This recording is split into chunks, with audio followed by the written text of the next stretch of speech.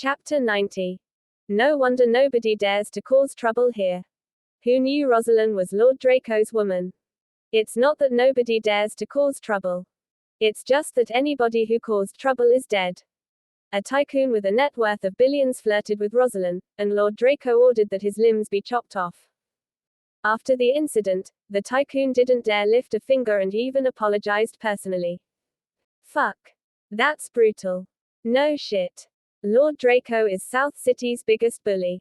No one dares disrespect him. After finding out who the woman, Rosalind, was, the bar erupted in a furor. Some were shocked, some were in awe, and some sat back to watch the show. We're in trouble this time. James gulped as cold sweat dripped down his forehead. If he had known that Sir Draco ruled this place, he would not have dared to cause trouble, even if someone had put a gun to his head. How did I end up offending the devil himself? Florence shrugged, her face filled with fear. She wasn't as fiery as before. She could bully some small fry, but when it came to a brutal thug like the Cobra, she knew her place. Why so quiet? Weren't you great at speaking your mind earlier? Why don't you show us again what you've got? Smirked the muscular man. Was there anyone in South City who didn't know of Sir Draco's reputation? Almost nobody dared to offend Sir Draco. Don't panic. I'm here. They wouldn't dare touch you, Matt spoke up next to them. Florence and James were surprised at his words. They had nearly forgotten they had someone backing them up. Matt was from the Laney family in Millsburg. What did he have to fear in this territory? No matter how mighty the Cobra was, he wouldn't dare go against the Laney family, would he? With that realization, Florence and James straightened. Matt, the Cobra rules over this place. Is this really okay? James asked tentatively. Don't worry. He's just some snake in the grass. He's nothing to me. Matt gave a small smile. He finally had a chance to flaunt his influence, so he had to show them all he had. I'm glad then. James grinned. He thought he was done for, but now he had another shot. Hey. What are you mumbling about? Are you going to pay up or not? Rosalind barked, getting impatient. What are you going to do if we don't pay up? You think we're scared of you? Florence mocked, placing her hands on her hips. With Matt backing her up, she feared nothing. You won't pay. Rosalind laughed coldly. If you don't pay up, we'll do it Sir Draco's way. Anyone who causes trouble here will have their limbs chopped off. She raised her hands and made a sign.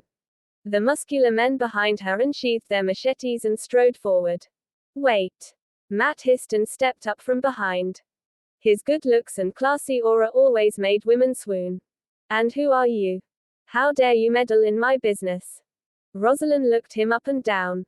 I'm Matt Laney from the Laney family in Millsburg. The Laneys from Millsburg. The room was in an uproar. Even an elite from Millsburg is here. We're in for a good show. No wonder those two are so bold. They have Mr. Laney backing them up. Mr. Laney is so handsome. I wonder if he has a girlfriend. The crowd pointed fingers and gossiped. Their awe made Florence and James feel proud. The Laney family's reputation was valuable indeed. With the Laney family backing them up, who would dare go against them? So you're Mr. Laney. Nice to meet you, Rosalind rasped, forcing a smile. Of course, she had heard of the Laneys. There was a time when they were the aristocrats who led everything in Millsburg. Although they weren't as glorious anymore, she did not dare provoke them. Since you know who I am, that makes settling things easier. Tell me, how do you intend to deal with this? Matt asked as he clasped his hands behind his back arrogantly. Since you've spoken up, Mr. Laney, I naturally have to show you some respect. I'll treat what happened here today as a misunderstanding. It's over. Rosalind conceded. They had a business to run, and she did not want to cause problems for Sir Draco. It's over. Matt snorted. You hit a friend of mine, and you think 2 words can smooth things over. There are no free lunches here. What else do you want? Rosalind asked, frowning. Pay up and apologize, of course. Apologize. A dark shadow fell across Rosalind's face. If she was dealing with this herself, she was okay apologizing. However, she was representing Sir Draco. If she apologized to them, wasn't that an insult to Sir Draco? Are you deaf? Hurry up and apologize, or I'll trash this place. With her hands on her hips, Florence's arrogant air returned. You don't only have to apologize. You have to pay up. Damn it, you'll have to pay me 5 million for beating me up like this. James shouted. With Matt backing him up, he had all the confidence in the world. He was milking Matt's influence as much as he could. Mr. Laney, this is Sir Draco's territory. Save me some face. Let's not make enemies.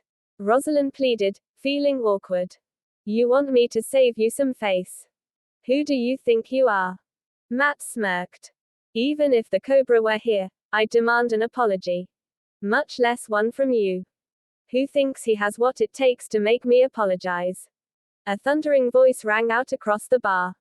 A bald man wearing sunglasses, with a cigar between his lips, walked in menacingly. His fierce demeanor and intimidating aura frightened the crowd as they stepped aside. A path opened for him. Sir Draco, what brings you here?